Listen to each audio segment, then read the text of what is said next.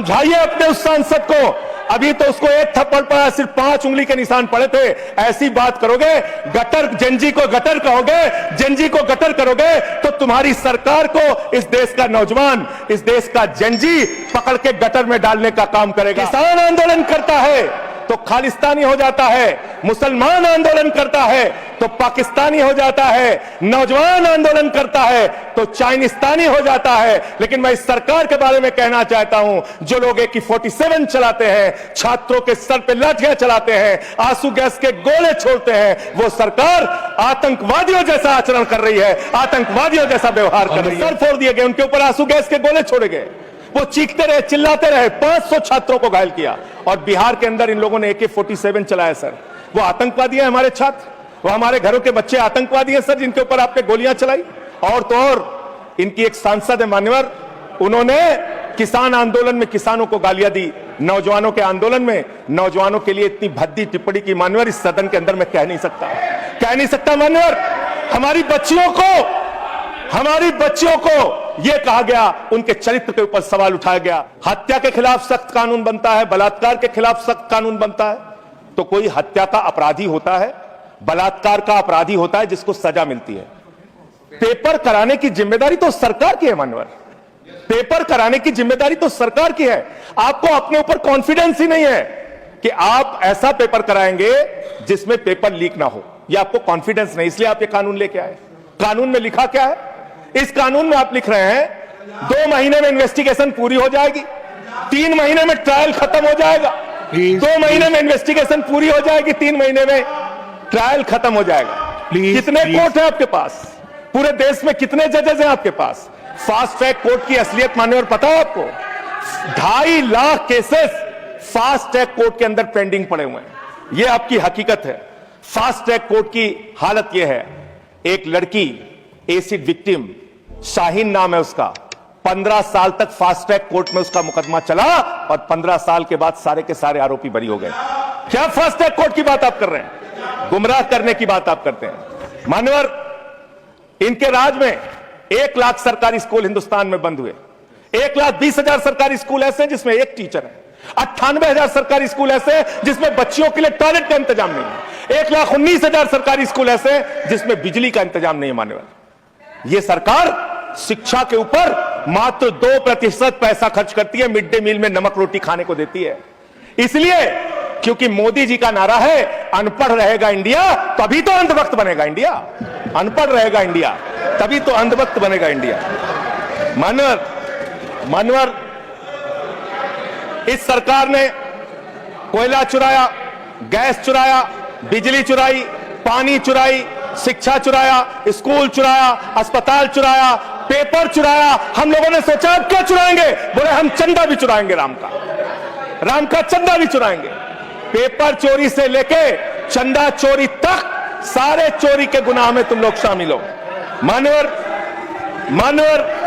किसान आंदोलन करता है तो खालिस्तानी हो जाता है, किसान आंदोलन करता है तो खालिस्तानी हो जाता है, मुसलमान आंदोलन करता है तो पाकिस्तानी हो जाता है, नौजवान आंदोलन करता है तो चाइनिस्तानी हो जाता है। लेकिन मैं इस सरकार के बारे में कहना चाहता हूं, जो लोग AK-47 चलाते हैं, छात्रों के सर पे लाठियां चलाते हैं, आंसू गैस के गोले छोड़ते हैं, वो सरकार आतंकवादियों जैसा आचरण कर रही है, आतंकवादियों जैसा व्यवहार कर रही है। मैं ये कहना चाहता हूं मानवर, मैं आपके माध्यम से इनको एक सुझाव देना चाहता हूं। इनकी एक सांसद ने वहां पर गई हुई नौजवान, खत्म कर रहा हूं सर, सबके ऊपर आपने 1-2 मिनट भी दे दीजिए। टाइम खत्म हो रहा है, बोलिए सर, अभी तो 3 मिनट बाकी है सर, बोलिए सर। छात्र जो गए वहां आंदोलन करने, उनको बर्बरतापूर्वक मारा गया, लाठियों से पीटा गया सर, उनके सर फोड़ दिए गए, उनके ऊपर आंसू गैस के गोले छोड़े गए, वो चीखते रहे, चिल्लाते रहे, 500 छात्रों को घायल किया। और बिहार के अंदर इन लोगों ने AK-47 चलाया सर। वो आतंकवादी हैं हमारे छात्र, वो हमारे घरों के बच्चे आतंकवादी हैं सर, जिनके ऊपर आपने गोलियां चलाई। और तो और इनकी एक सांसद है मान्यवर, उन्होंने किसान आंदोलन में किसानों को गालियां दी, नौजवानों के आंदोलन में नौजवानों के लिए इतनी भद्दी टिप्पणी की मान्यवर, इस सदन के अंदर मैं कह नहीं सकता मान्यवर। हमारी बच्चियों को यह कहा गया, उनके चरित्र के ऊपर सवाल उठाया गया। मैं निवेदन करना चाहता हूं जेपी नड्डा जी से, समझाइए अपने उस सांसद को। अभी तो उसको एक थप्पड़ पड़ा, सिर्फ 5 उंगली के निशान पड़े थे। ऐसी बात करोगे, गटर जेनजी को गटर कहोगे, जेनजी को गटर करोगे, तो तुम्हारी सरकार को इस देश का नौजवान, इस देश का जेनजी पकड़ के गटर में डालने का काम करेगा। इसलिए तुम्हारी सरकार को मान्यवर, इसलिए मैं आपसे निवेदन करना चाहता हूं, नौजवानों को गटर जेनजी मत बोलो। तुम्हारी सरकार को उठा के वो गटर में डालने का काम करेंगे। मान्यवर, इसमें ऐसे ऐसे प्रावधान आप लेके आए हैं। माननीय संजय जी, बस खत्म कर रहा हूं। अकेले स्पीकर हैं आप? हाँ, अकेले हैं। अकेले। सर, मैं ये सोच रहा था कि ये सरकार ऐसा कानून लेके आए, अकेले रहेंगे तब भी तुम्हारे खिलाफ लड़ेंगे। याद रखना। माननीय संजय जी, अकेले रहेंगे तब भी तुम्हारे खिलाफ लड़ेंगे। ये दादागिरी कहीं और दिखाना।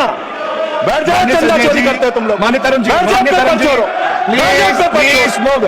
माननीय Sanjay ji, address the chair, address the chair, chair को एड्रेस करें, एड्रेस द चेयर।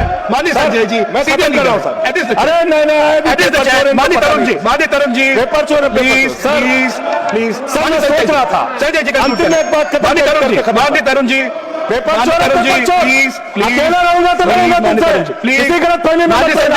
किसी गलत फहमी में मत पड़ना। समय जा रहा है आपका, समय जा रहा है, समय जा रहा है।